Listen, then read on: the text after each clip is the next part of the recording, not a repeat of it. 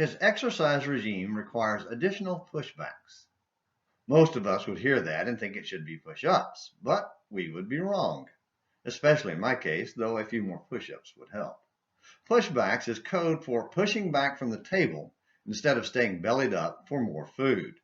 Any effective weight loss and strength training regimen will only succeed if we put as much effort into controlling the energy consumption side as we do into the energy burning side.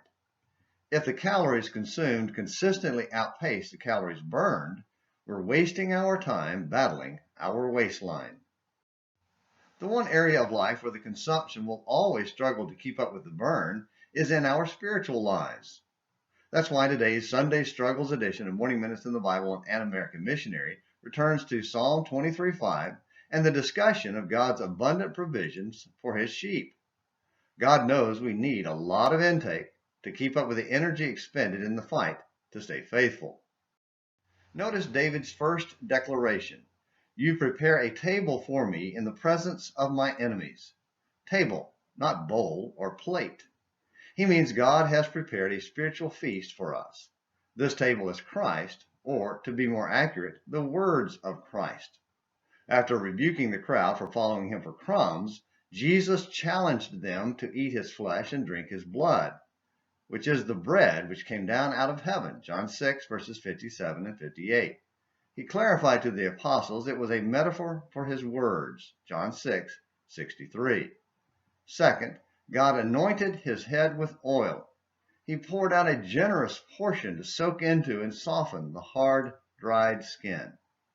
Third, his cup overflows. This is a big gulp, not a sippy cup, and it was pouring over the top like in a soda machine that couldn't stop. He's prepared a feast, but let's be honest. Many of us prefer our spiritual food served on little appetizer plates with just a spritz of oil and a small drink container. Many of us push back from God's table so we can rush out and belly up to the restaurant table. Anytime we want other activities more important or interesting than meeting with brethren to worship God and consume Christ's words, then we're struggling on the consumption side. Of course, those ox in the ditch issues are a different matter, unless we left the gate open knowing the ox would get out so we could get out of going to church. Oh, that we would long for his table, oil, and drink with more passion than we have for this world's crumbs. The Lord's feast is prepared. Will you come?